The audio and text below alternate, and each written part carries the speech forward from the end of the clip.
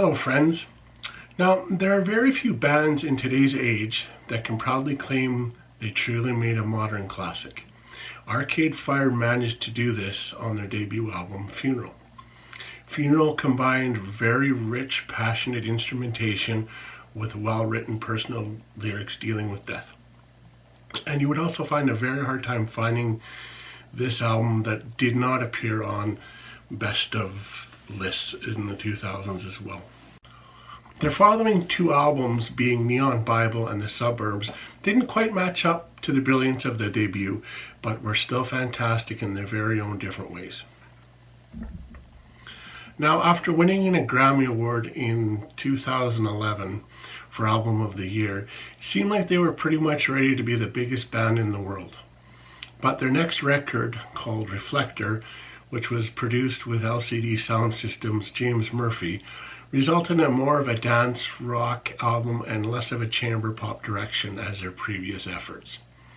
While Reflector contained some of their best music and best songs to date, it was to me overbloated and could have really been possibly edited down to just one single disc instead of the two. So it would be very interesting to see what they would come up with in the next 4 years. Now, every album that Arcade has done up till now has some overarching themes. For example, on Funeral it was death, on Neon Bible it was religion, and on The Suburbs it was all about growing up, and on Reflector it was love. Now they give us Everything Now, which to me is a bland attempt at a consumerism critique.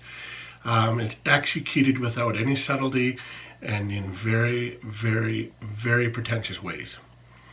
And it's got some of the most extremely sloppy lyrics that I've ever heard on an album.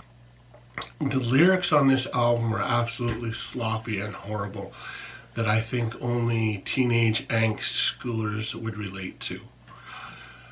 As well as lyrics being very, very underrated on this album, so are the vocals. Win Butler's vocal performance on this album sounds very, very uninspired and less sincere than even the previous efforts. Regine's vocals are the best lackluster. All the rich string and horn arrangements from the previous albums are gone and are replaced with the synthetic synthesizers. Let's get into the tracks. Title track, Everything Now. You know, this song at first I had mixed feelings about it, but upon several listens, it has won me over. I find it is actually a fairly decent pop song and is in a very uplifting track. The only negative thing I would have to say about Everything Now is that it sounds a little bit too much like ABBA for my liking. That's not a diss on ABBA, but I don't think Arcade needs to be borrowing from them. That's just my opinion though.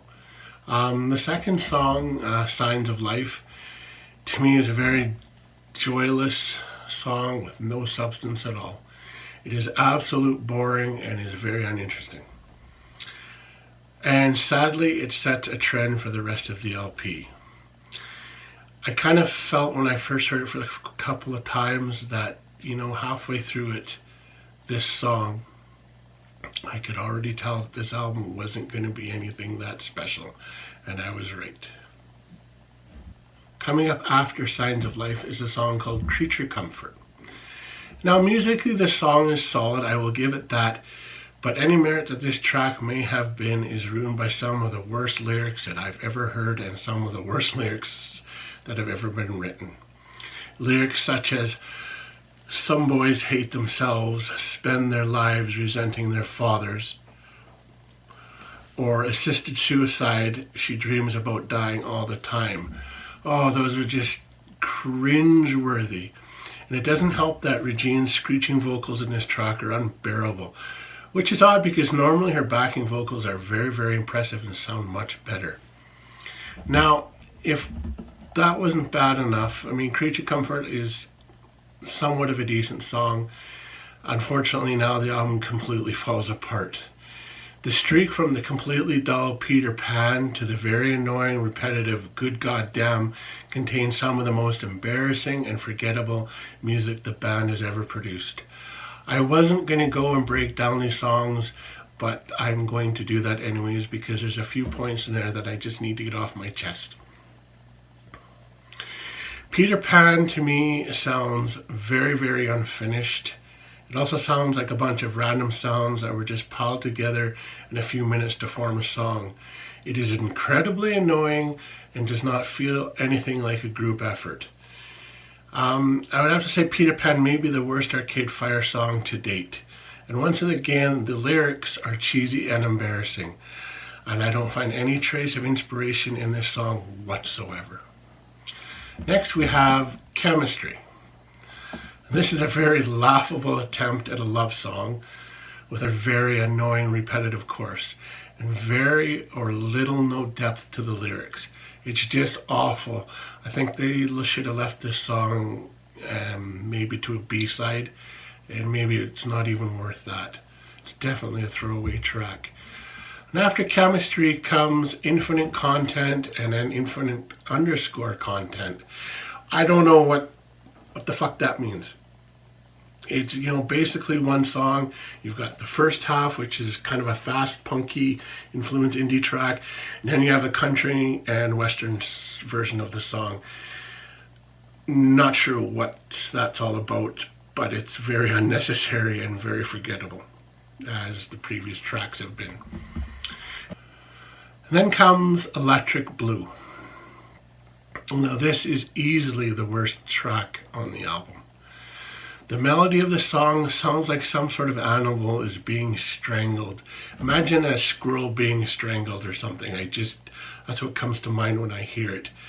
The vocals on this track are also completely unintelligible, and Regine's lackluster performance on this track was a major buzzkill. I think back to some of Regine's earlier songs like In the Backseat and Sprawl 2 are tremendous songs, and I don't know why she had to do this. I don't know why she had to sing this song in this way. She's such a gifted singer, and this song is far beyond anything great. Alright, finally rounding out the train wreck, as I'll call it, is the song called Good Goddamn. A very dull track. It's completely worthless, and to me is just essentially Creature Comfort Part 2. And it blatantly copies the same guitar riff from its Never Over from Reflector. At first I didn't pick up on that, but having listened to Reflector after that, wow, it's like, wow, you're ripping yourself off. Kind of disappointing. The one point I will give Peter Pan, though, is there is some return of some cohesive guitar work, and to me that's a little bit of improvement from the rest of the album. I'm not sure what the band was trying to convey with these songs. I can't connect with any of them on any level whatsoever. Now, the album almost manages to redeem itself with the last proper two tracks, Put Your Money on Me and We Don't Deserve Love. Put Your Money on Me is by far my favorite song on the album. The instrumentation is interesting with many layers of depth to what's going on. The lyrics are to the same standards as the rest of the album, however, but it's definitely the best cut from the album. And the last song is called We Don't Deserve Love. And it's a standard track. It doesn't break any new ground, but it's a welcome end. It's got some very easy going instrumentation, but it does get a little bit of stale towards the end. But the vocals give this song some much needed strength and actually perform quite well, I think, making this track fairly listenable and likable. Despite being slightly overlong, these two songs are fairly memorable and likable with no annoying melodies and tolerable lyrics.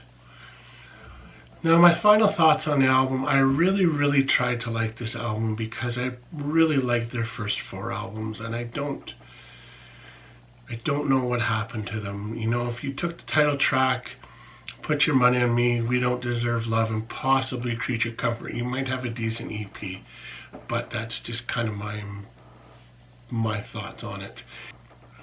Overall, I found everything now to be a very disappointing album, and for the most part, very forgettable. Anyways, it bothers me that the fact that the worst songs on Reflector are better than every single track on this album is very frustrating, especially from a group like Arcade Fire, which I know can do so much more and so much better. Anyways, I have to give this album a 2 out of 5, and we'll talk to you guys all soon. Thank you. Bye-bye.